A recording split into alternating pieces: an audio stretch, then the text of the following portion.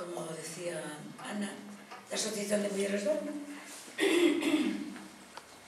Levou 37 anos vivendo aquí no Barrio e fai 36, máis ou menos, que estou na Asociación de Mulleres. E agora son as miñas compañeras, Marga é a vicepresidenta, unha vocal, a tesoreira e outra vocal. Falta xente porque son os 9, pero non podían estar. Entonces, a vosa disposición, que irades. No seu momento, que os levou a crear esa asociación de mulleres?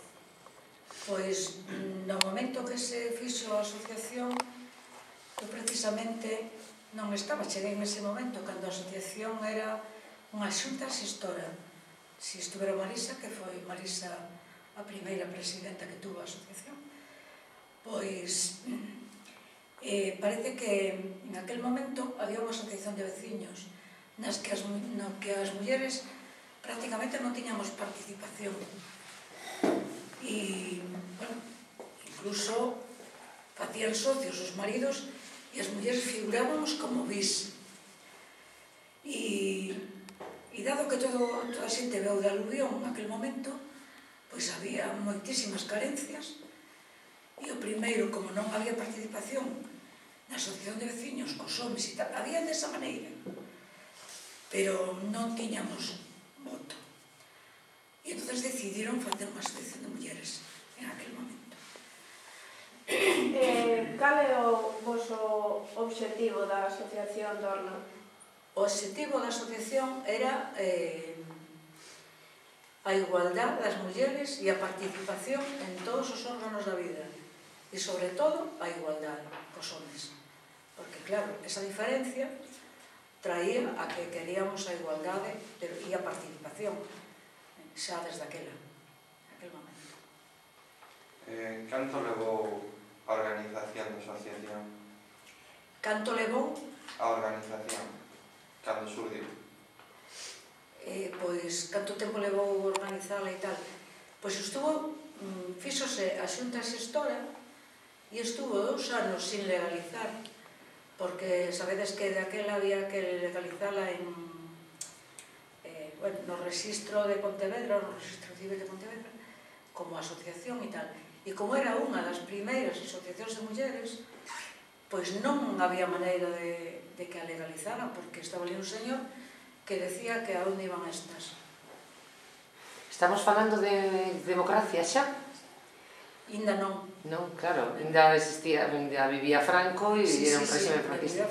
E entón o funcionario non quería dar o... Era un señor maior, foi curioso, porque un día a min nada máis chegar ao barrio xa me fui incorporando nas cousas que había, e unha delas foi a asociación. Estaba como vocal da asociación.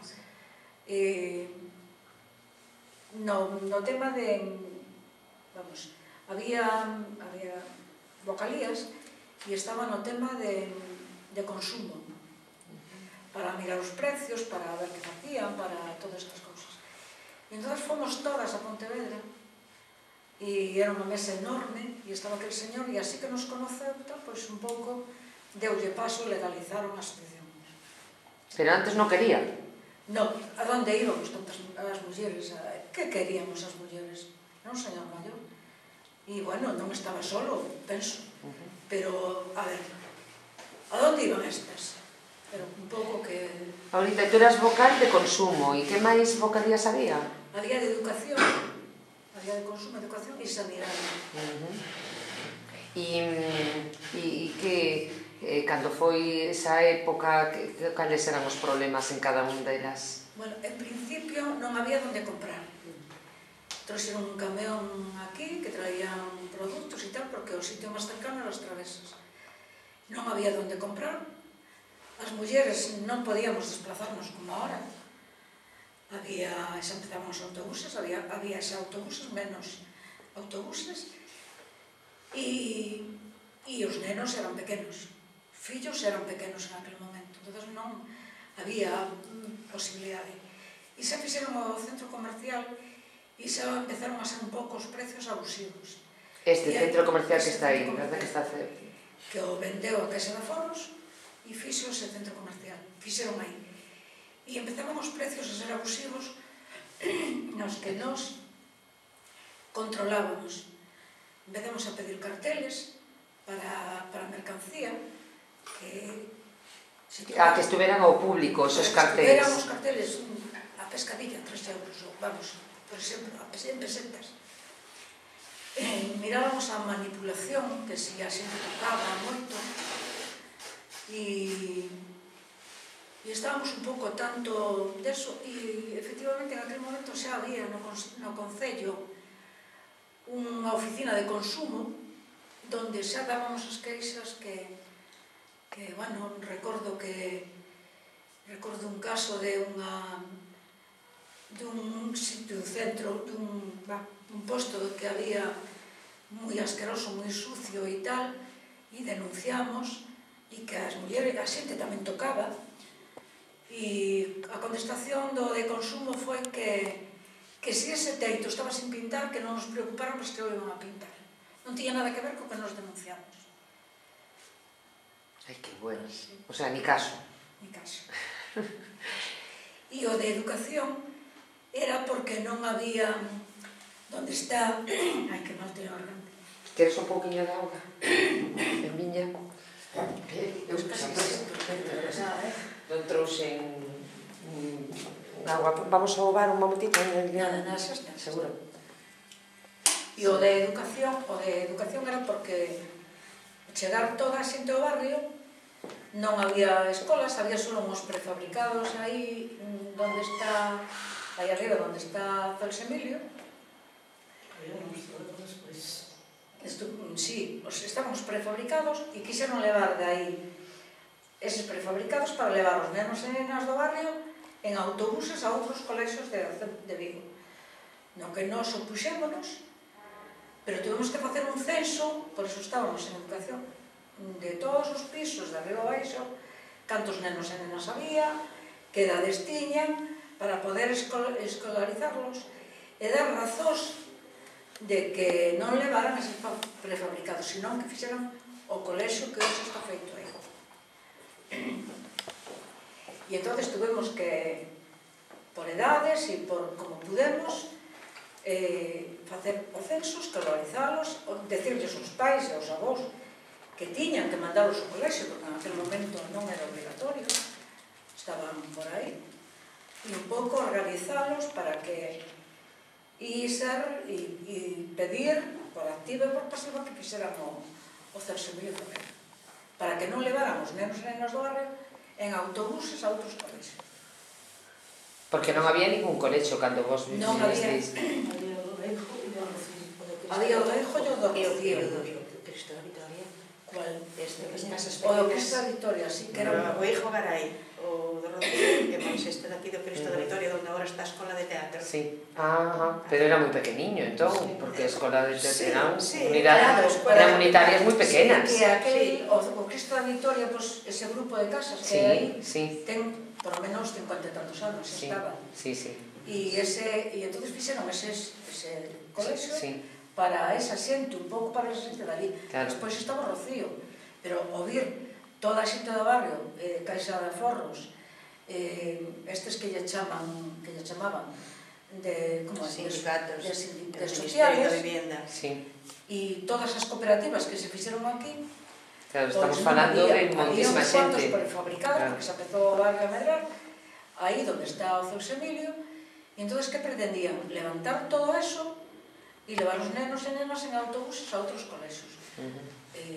Con lo cual, que non había, en aquel momento non había comedores ni nada, nos opuxémonos rotundamente e pedimos que se fixera ese colexio aí.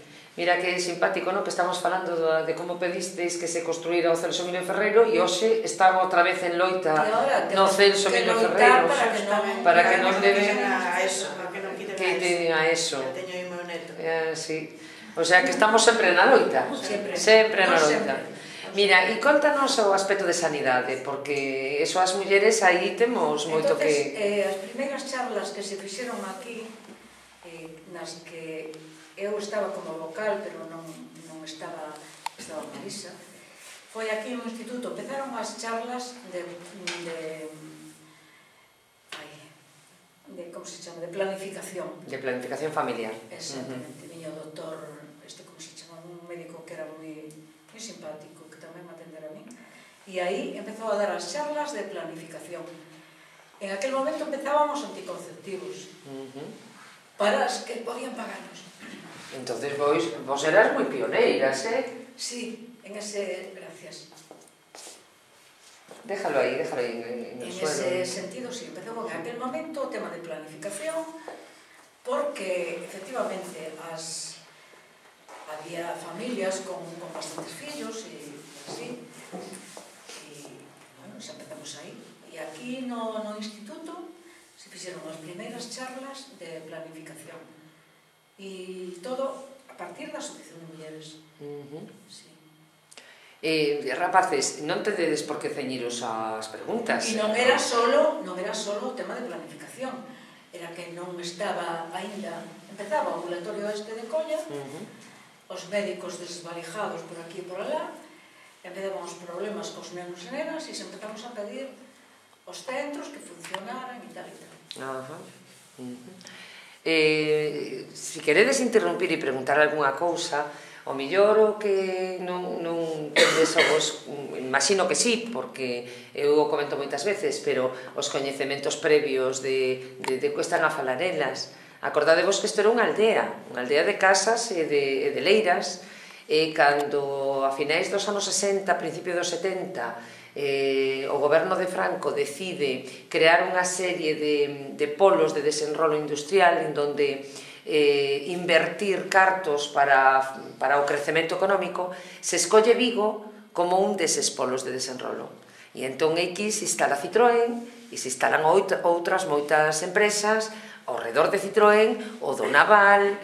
Entón, que pasa? Que de repente chegan a Vigo a vivir centos de familias das aldeas de Pontevedra, de Ourense, de toda Galicia, pero sobre todo do sur de Galicia, non? Ourense e Pontevedra, abandonan o seu estilo de vida, o seu xeito de vivir, eran xente que vivía do campo, e entón é o momento en que realmente en Galicia se produce el éxodo rural, que estudiades cando estudiamos a Revolución Industrial, e se achegan a vivir aquí. E entón se expropia toda esta aldea e se levanta o polígono de vivendas. Pero é o único que se fai. Non se fai nada máis. Non se fai escolas, non se fan centros de saúde, non se fan tendas, ni siquiera para comprar. E nese contexto é onde estas mulleres, xunto con outros, con homes tamén, e coa asociación, coa parroquia, empezan esa loita por conseguir un barrio digno, como é o que tendes vos, e que sodes herederos de como loitou esta xente. Podedes preguntar, xa vos digo, con independencia dos temas ou das preguntas, Cal foi a reacción do barrio ante a creación da asociación? A reacción en aquel momento foi boa, porque se tedes en conta que era un barrio con alto índice de alfabetización, que moitas mulleres, non sabían ler nin escribir, ou moi pouco, pois a idea foi de dar clases. Empezaron aquí. Este edificio non estaba. Nos estábamos nun local aí, pequeniño, que hoxe é un trasteiro. Aí xuntábamos, organizábamos e xuntábamos todas aí. Tiñamos para máis cousas, grandes cousas ou charlas grandes, pedíamos un instituto, deixábamos unha sala e tal. A iglesia era